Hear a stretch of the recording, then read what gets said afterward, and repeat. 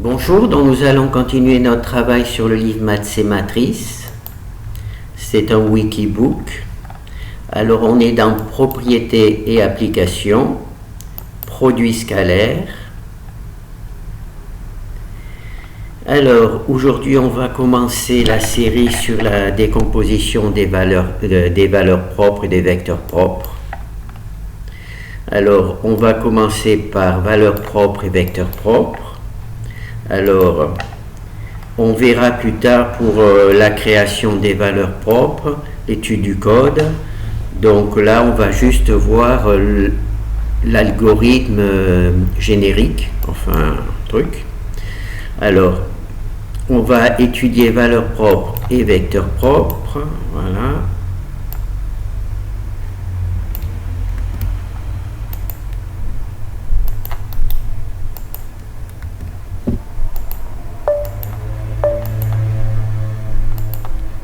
Alors ici, on a notre matrice A. On a le code pour Octave, donc on va récupérer Octave. Alors ici, il y a le résultat.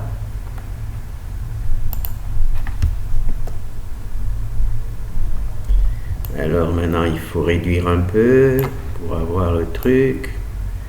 Voilà. Alors on va commencer par les valeurs propres. Alors ici on a nos valeurs propres. Ici elles sont calculées par Octave. On voit que c'est à peu près les mêmes. Donc là il a mis 2 chiffres après la virgule. Moi j'en ai mis un peu plus. Au-dessus il y a les vecteurs propres. Alors comment on peut faire? C'est comme ça. Voilà, il y a les vecteurs propres. Alors on voit que cette première c'est bon, là il y a un petit problème de signe, moins, moins, et là il y a plus, plus, il y a une inversion de signe, hein. Là aussi il y a une inversion de signe, là aussi il y a une inversion de signe, et là aussi, et on va voir plus tard que le fait d'avoir une inversion de signe n'a pas de souci, puisque en fait un vecteur, on peut en prendre le multiple, c'est toujours le même vecteur. D'accord? Comme il a une inversion de signe, il est juste pas dans la bonne direction, dans la même direction que le truc, mais on va voir que en changeant le signe des vecteurs qui ne sont pas dans le bon ordre, on obtiendra le même résultat. Donc là, c'est pas grave, hein? Donc là, on va avoir un deuxième exemple. Donc le fait que je n'ai pas les mêmes signes qu'Octave, cela ne m'a pas empêché d'obtenir tous les résultats de l'algèbre linéaire et les propriétés de l'algèbre linéaire normale. Donc là, pour les valeurs propres, c'est bon, on a les mêmes, hein. Et là, pour les vecteurs propres, encore une fois, il y a un changement de signe. Il n'y a pas le même signe. Ce qui prouve qu'on n'utilise pas le même algorithme pour calculer les vecteurs propres, hein. Voilà. Par contre, on a les mêmes valeurs numériques, mais pas le même signe. Donc là, on va en prendre un autre. Hop là.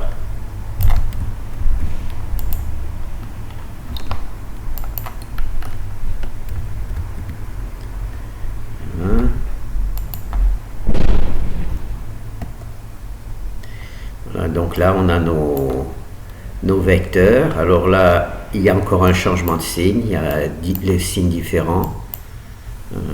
Et là, on a nos valeurs propres qui sont exactement identiques chez Octave et chez moi.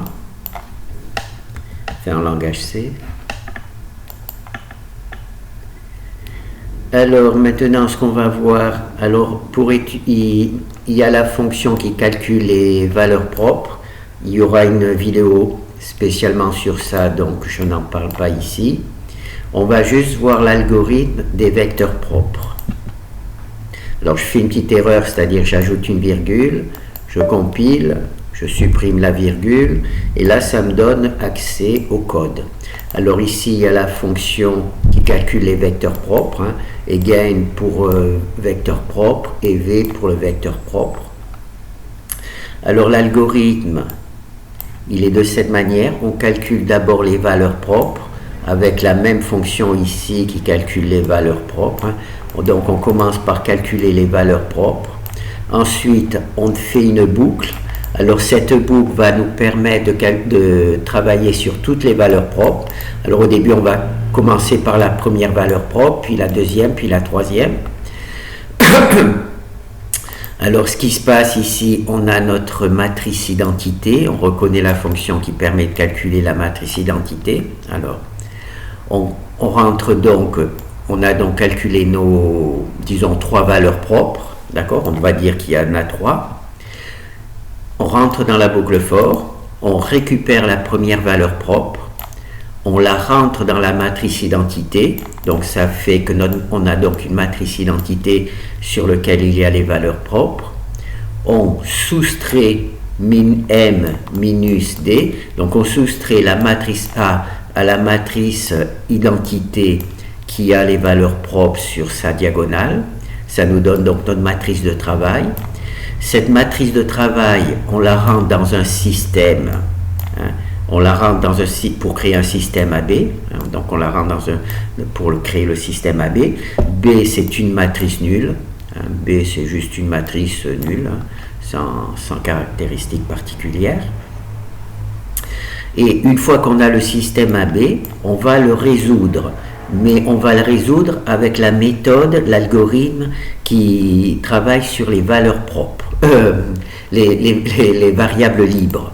D'accord, il va travailler, donc ça, c'est une fonction que l'on verra aussi, je ne veux pas trop de trucs. Donc là, on va avoir un système, on a donc un système AB. D'accord.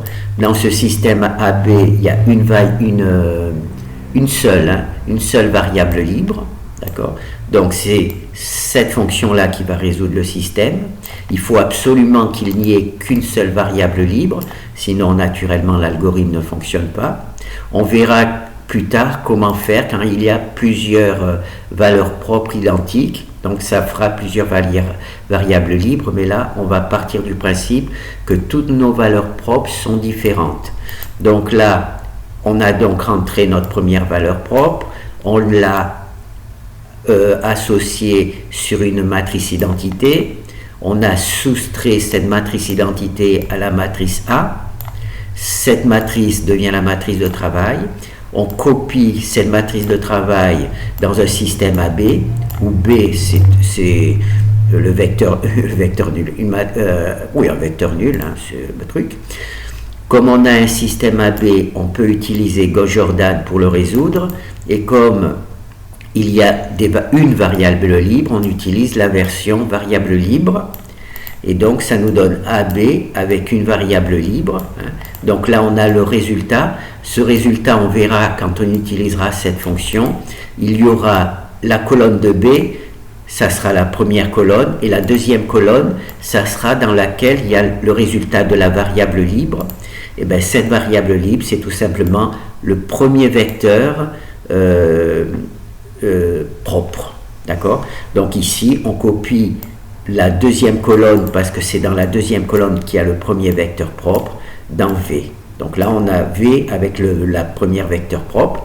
Donc là, on a vu notre première valeur propre. Alors ensuite, avec la boucle for, on passe à la deuxième valeur propre.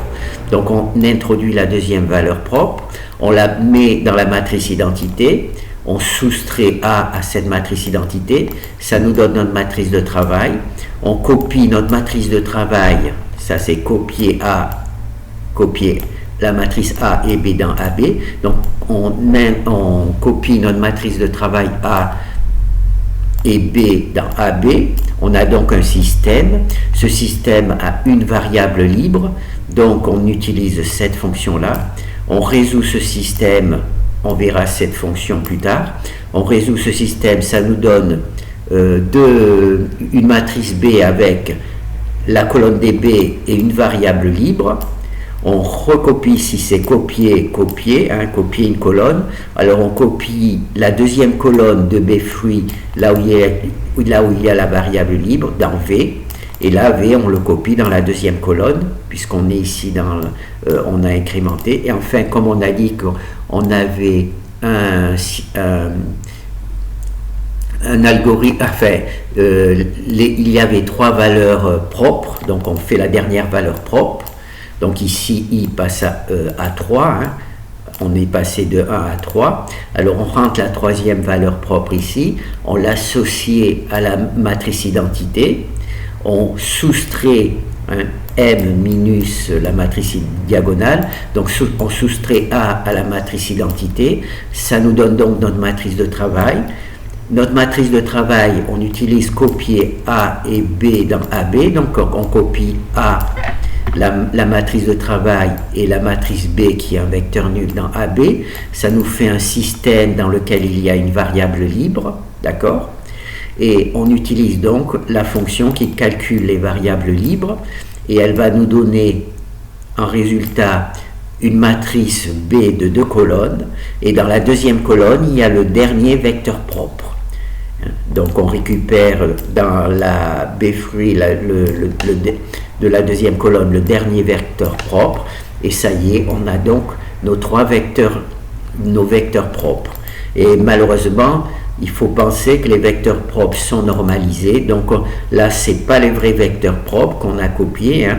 C'est les vecteurs propres avant d'être normalisés, et finalement on normalise la matrice V qui nous donne la liste des vecteurs propres, et là on a véritablement les vecteurs propres. Et ensuite ici on détruit toutes les matrices que l'on a construites pour faire le travail, hein. On les détruit et on retourne le vecteur propre. Voilà, c'est comme ça qu'on fait. Donc ça c'est l'algorithme qui permet de le faire. Alors l'algorithme, c'est un petit peu celui que vous pourriez trouver pour résoudre n'importe quel système qui a une valeur propre, d'accord, une valeur propre. Et là, il faut absolument que toutes les valeurs propres soient différentes, sinon, quand elles auront des valeurs propres identiques, on étudiera un autre algorithme. Voilà. Donc là, c'est bon. Alors, on va juste vérifier. Voilà, donc là on a notre matrice, oh là là, ça c'est dangereux. On a notre matrice A. Bon, je ne vais pas résoudre avec Octave, tant pis.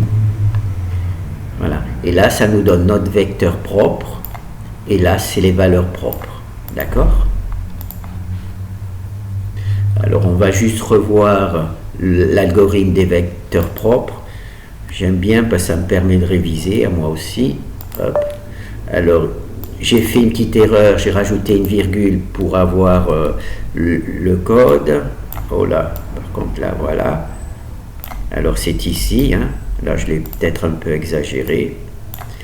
Alors, il rentre la matrice A et il sort le vecteur propre. Alors, on commence par calculer toutes les valeurs propres, donc on les a en mémoire. Et dans cette boucle for, on va passer de la première valeur propre, puis après la deuxième, puis après la 3e. Voilà, s'il y a 3 valeurs propres. Alors comment on s'y prend? On prend la première valeur propre, on crée une matrice identité et on associe la matrice identité, c'est-à-dire qu'on copie toutes les valeurs propres sur la matrice identité. Donc on va avoir une matrice identité sur laquelle il y a toutes les valeurs propres. La première, pas toutes, juste la première, sur toutes les valeurs propres. Ensuite, on soustrait à cette matrice identité sur laquelle il y a la première valeur propre, la matrice A. D'accord? Donc ça c'est A. Donc cette matrice-là devient la matrice de travail. On copie donc A et B dans AB. Alors ici la matrice de travail, B c'est un simple vecteur nul. Ça nous fait un système AB.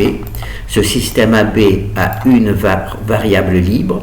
C'est cette fonction-là qui va permettre de calculer le vecteur libre, d'accord? Donc on copie AB dans cette fonction et ça nous donne le vecteur, la matrice B dans lequel la première colonne il y a B, c'est-à-dire le vecteur nul, et dans la deuxième colonne il y a le vecteur libre. Donc là on parle encore de vecteur libre, et ce vecteur libre on va le copier, hein, vous voyez, on prend le deuxième de B2, on le copie dans le vecteur V. Donc là V, il va y avoir plein de vecteurs libres.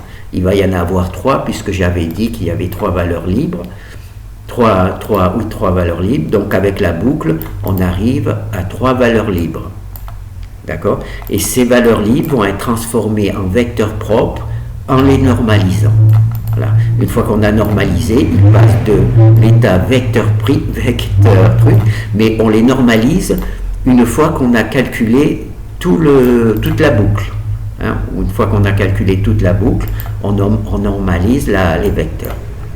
Et ensuite, tout simplement, on détruit toutes les matrices intermédiaires et on donne le vecteur. Voilà. Donc ça, c'est bon. Alors maintenant, on va passer. Donc là, on va voir que une fois qu'on a le vecteur propre et la matrice A, on peut recalculer les valeurs propres. Donc ça, c'est une propriété des valeurs propres.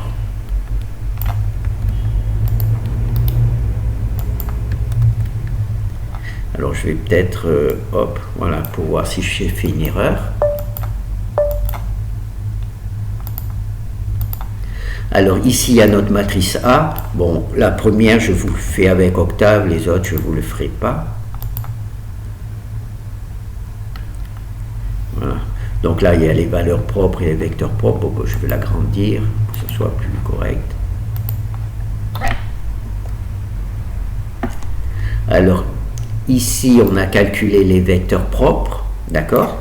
Quand on prend la transposée du vecteur propre multiplié par A et multiplié par le vecteur propre, on obtient une matrice diagonale dans laquelle il y a les vecteurs propres. Les valeurs propres, pardon. Là, les valeurs propres. Voilà, les valeurs propres. Voilà, les valeurs propres. Donc, on va juste vérifier les valeurs propres. Voilà. Oh là là, d'accord. Et là, on a les valeurs propres d'Octave. Donc là, on a la même matrice diagonale.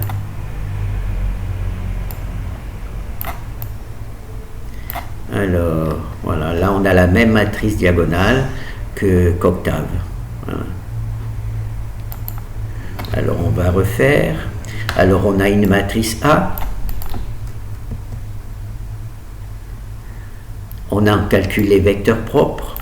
Et en utilisant la transposée du vecteur propre multiplié par A multiplié par les vecteurs propres, on obtient une matrice.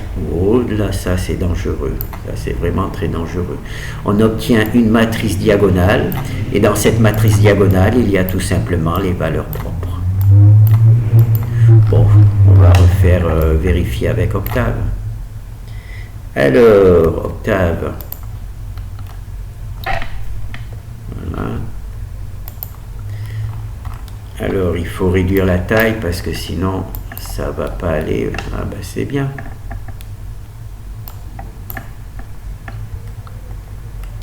Voilà. Alors, elle est là. Voilà, là, c'est les valeurs propres. On voit que c'est à peu près les mêmes. Donc, ça, c'est bon. Alors là, le code, il n'y a aucun code, il y a toujours les vecteurs propres. On a vu comment on les calculait. Hein. Et pour les valeurs propres, il y aura une vidéo particulière. C'est vraiment très simple, vous allez voir. D'ailleurs, si vous avez vu la QR décomposition, je crois que je l'ai montré, la QR décomposition qui permet de calculer les valeurs propres. C'est par la QR décomposition, mais je ne veux pas rentrer dans le détail, je préfère rester sur les valeurs propres, les vecteurs propres. Alors là, on va voir une autre manière, c'est-à-dire que si on prend le vecteur propre, qu'on le multiplie par les valeurs propres, on obtient et multiplié par le vecteur propre transposé, on retrouve A. Donc ça, c'est des propriétés. Hein. On a le vecteur propre, on a les valeurs propres, on a le transposé du vecteur propre, et quand on fait cette multiplication, on retrouve A.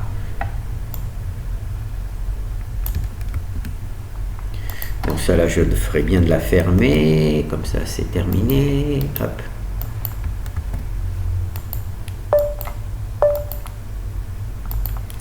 Alors, on a notre matrice A. Ici, on va multiplier le vecteur propre par les valeurs propres, multiplié par le transposé du vecteur propre, et on retrouve A. Voilà. Alors maintenant, maintenant, on va voir ça dans le code.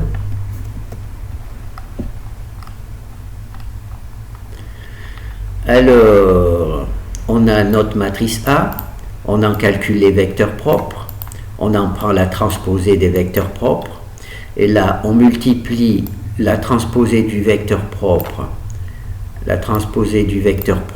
par A, multiplié par le vecteur propre. Ça nous donne la matrice diagonale des valeurs propres. Alors, la matrice des diagonales des valeurs propres, elle se trouve ici. La matrice diagonale des valeurs propres, elle se trouve ici. D'accord? Alors, maintenant, je prends mes vecteurs propres, ma matrice diagonale des valeurs propres que j'ai calculée ici. Je la multiplie par les valeurs propres et j'obtiens A. Voilà. Alors, la matrice des vecteurs propres, la matrice des valeurs propres, je la multiplie par la transposée des vecteurs propres et j'obtiens A. Et le A, eh ben, c'est tout simplement celui que... Voilà, le A, c'est tout simplement celui-là. D'accord? Alors, il y a une troisième propriété. Là, c'est pour calculer l'inverse, c'est-à-dire que j'ai calculé les vecteurs propres, j'ai calculé les valeurs propres, j'ai pris l'inverse des valeurs propres, je le multiplie par le transposé et j'obtiens l'inverse de A. Donc, on va voir ça. Ça, c'est des propriétés que l'on verra très régulièrement. Donc, au bout d'un moment, on devrait finir par les connaître. Alors ici, on a notre matrice A. Ici, on a calculé les valeurs, l'inverse de A. Et on a obtenu la matrice identité en multipliant A par l'inverse de A.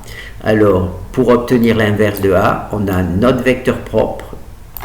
On le multiplie par l'inverse. On a calculé nos valeurs propres. On en a pris l'inverse. On le multiplie par le transposé des vecteurs propres et ça nous donne la matrice inverse. Et on le vérifie en multipliant A par l'inverse. Donc, on va faire une autre. Voilà. Une autre. Et voilà. D'accord? On peut au moins en faire un avec Octave.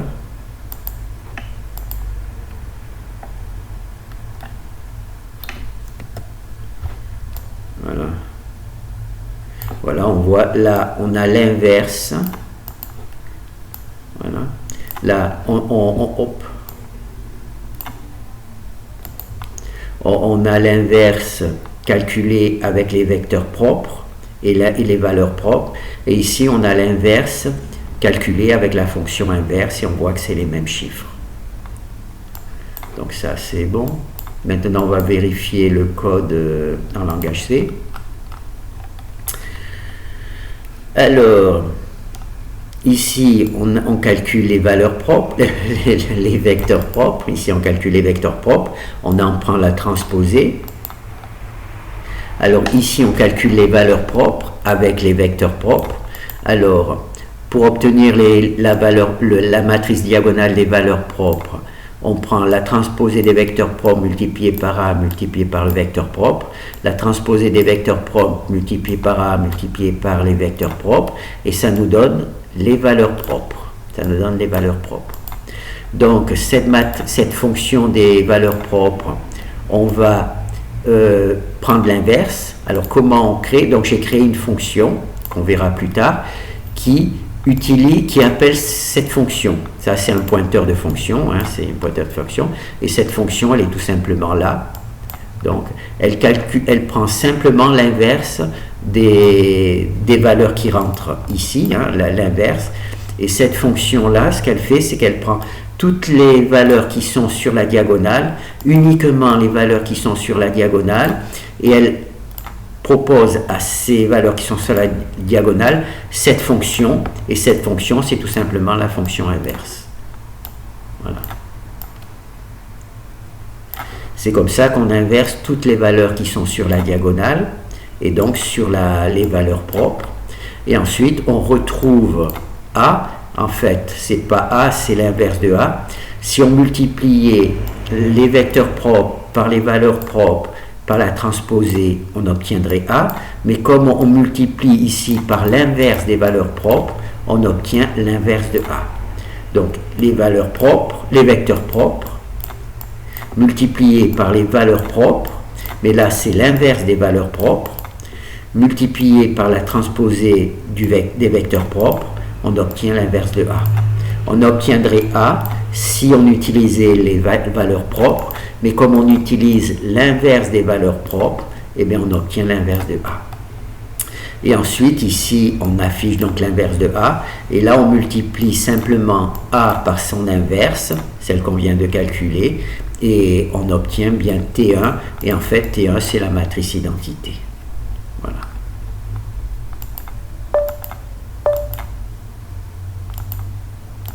Voilà. Donc il y a A.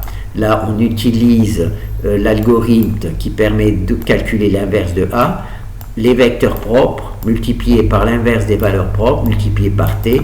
Si ici on mettait, comment ça s'appelle, les valeurs propres, ben on peut le faire. Voilà. Là,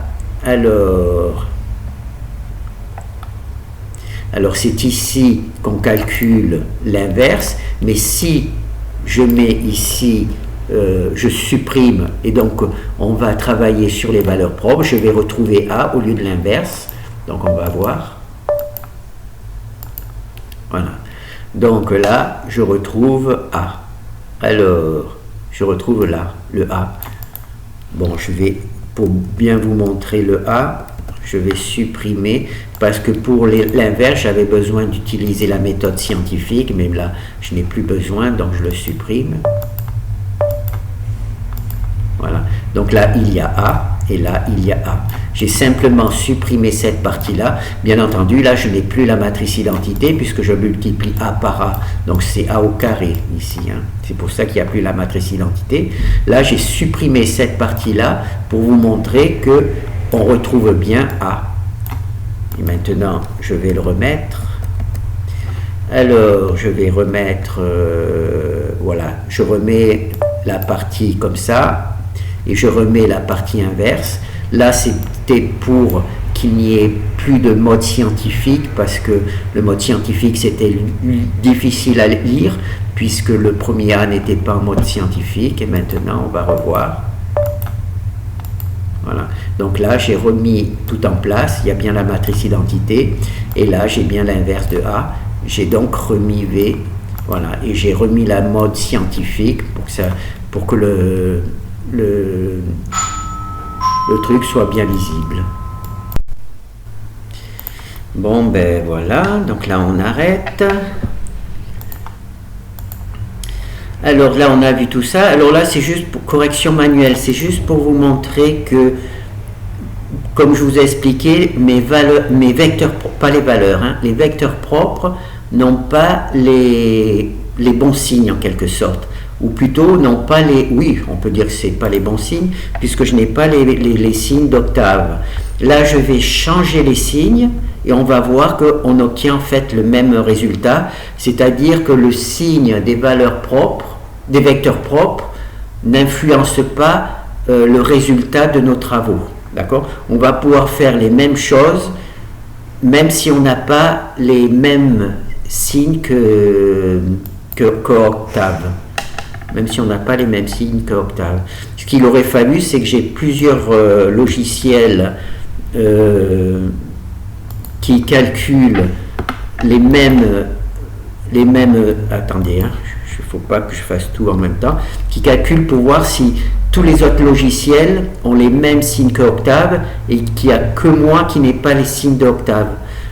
Pourquoi ? Parce que je peux faire toutes les démonstrations, même si et cela fonctionne, même si je n'ai pas les mêmes signes. Là, je vais simplement corriger pour avoir les mêmes signes qu'octave, et on verra qu'on obtient le même résultat. Ça ne change rien. Je vais modifier manuellement les signes des vecteurs, et on va voir qu'on obtient exactement le même résultat. Alors ici, on a un vecteur propre, enfin nos vecteurs propres, Ici, on a nos valeurs propres. Ici, on a calculé les valeurs propres à partir des vecteurs propres. D'accord? Et là, on va voir que je n'ai pas les mêmes signes que Octave. Donc, on va tout simplement le vérifier. Ben, ça m'a un petit peu ennuyé parce que tout allait bien et tous les signes étaient différents. Et je me suis aperçu qu'en fait, que ça n'a aucune importance. Donc là, on voit, première colonne, c'est la même signe. Deuxième colonne, on n'a pas le même signe. Par contre, troisième colonne, on a le même signe. On a les mêmes valeurs, simplement, on n'a pas les mêmes signes. Juste la deuxième colonne. D'accord? Donc là, on continue. Alors là, j'ai modifié le résultat. Pourquoi on a... Oh là, voilà, on a... Ici, on a le... Ah, comment on peut faire? Voilà. Ah ben voilà. Donc j'ai modifié la présentation pour qu'on ait le même signe, hein, le même signe et le même signe, et on obtient exactement les mêmes valeurs. On obtient exactement les mêmes valeurs. C'est-à-dire que je vais récupérer ce truc-là. Ça, c'est le calcul des valeurs propres à partir d'10 vecteurs propres qui sont identiques à Octave. D'accord? Alors, hop, hop, hop. D'accord? Donc ça, c'est les valeurs propres que j'obtiens avec les mêmes valeurs que Octave. Et au-dessus, et ici, on voit que c'est exactement les mêmes valeurs propres. Hein? Simplement, je n'ai pas le même signe qu'Octave. Voilà. Alors, de mon expérience personnelle, j'ai fait tous les travaux et j'ai essayé de vérifier les propriétés que je connaissais des valeurs propres et des vecteurs propres. Le fait que je n'ai pas les mêmes signes au niveau des vecteurs propres, cela ne m'a pas empêché de vérifier les propriétés. À aucun moment, j'ai dû changer le signe d'un vecteur pour avoir les mêmes propriétés mathématiques qui sont dans le livre. Donc, et j'ai lu un petit peu dans la littérature, hein, en lisant un peu, qu'en effet, les vecteurs propres pouvaient ne pas être identiques et pourtant être aussi des vecteurs trucs, puisqu'en fait, un vecteur, on peut toujours le multiplier par -1 et ça change juste, ça ne change pas sa direction. Non, ça change sa direction. Non, ça change oui, sa direction s'il est de haut vers bas, mais il ne change pas son angle. Donc ça ne modifie pas le fait de le changer de signe, ça ne modifie pas ses propriétés. Il a toujours la même direction, oui, la même direction. Donc, moralité, à chaque fois que vous allez calculer les vecteurs propres avec mon travail, il est très possible que si vous les comparez à Octave, ils n'ont pas le même signe. Hein. Par contre, il faut qu'il y ait absolument qu'il y ait les mêmes chiffres. Hein. S'il n'y a pas les mêmes chiffres, là c'est foutu. Mais s'il n'y a pas les mêmes signes, ça ne pose pas réellement de problème, puisqu'avec cette méthode, j'ai essayé de vérifier de nombreuses propriétés des vecteurs propres, et le fait qu'il n'ait pas le même signe, les propriétés étaient toutes vérifiées. Elles étaient vérifiées, même si je n'avais pas les mêmes trucs. D'accord? Par exemple, ici, on voit qu'on calcule les valeurs propres exactement les mêmes avec le signe exact que quand j'utilise les vecteurs propres de Octave. J'obtiens les mêmes signes. Voilà. J'obtiens les mêmes valeurs propres, alors que là, il y a plus, hein, et là, il y a moins. Là, il y a moins. D'accord? Donc là, j'ai modifié le code pour qu'il y ait plus aussi ici, hein, mais ça ne m'a pas modifié le calcul des valeurs propres. J'obtiens aussi bien les mêmes valeurs propres avec les vecteurs propres de Octave qu'avec les vecteurs propres du langage C. Ah, c'est compliqué. Hein. Là, j'étais un petit peu déçu que mes vecteurs propres n'ont pas la même valeur qu'Octave, mais j'ai lu quelque part, malheureusement, j'ai pas gardé les références, que c'était en fait pas un problème, que que ça dépendait de l'algorithme et que certains algorithmes donnaient les bonnes valeurs numériques, mais avec des signes différents. Alors c'est juste ici, hein, je multiplie ici simplement la deuxième colonne. Vous vous rappelez, c'est la deuxième colonne qui n'avait pas le bon signe. Donc j'ai simplement multiplié la deuxième colonne par -1. Donc j'ai eu les bons signes. Et pour les valeurs propres, ben, ça n'a rien changé. Le fait que j'ai changé les signes pour avoir le même signe qu'Octave, j'ai quand même eu les mêmes valeurs propres sur la diagonale que si je n'avais pas multiplié par -1. Bon. Ensuite, là, il faudrait un professeur de mathématiques pour qu'il dise véritablement si c'est un problème ou pas. Mais personnellement, toutes les propriétés des valeurs propres et des vecteurs propres qui étaient dans mon livre, j'ai pu le vérifier, même si je n'utilisais pas les vecteurs propres qui ont les mêmes signes qu'Octave. Bon, ben voilà. Là, je crois qu'on a vu, hein, c'est un peu compliqué. Alors là, c'est les valeurs propres et les vecteurs propres. Alors là, je crois que ensuite c'est dessiner les vecteurs propres, propriétés. Là, je crois que les vidéos, il faudra les regarder dans la playlist parce que là, c'est les nouvelles vidéos que j'ai mis parce que j'ai mis mon livre à jour.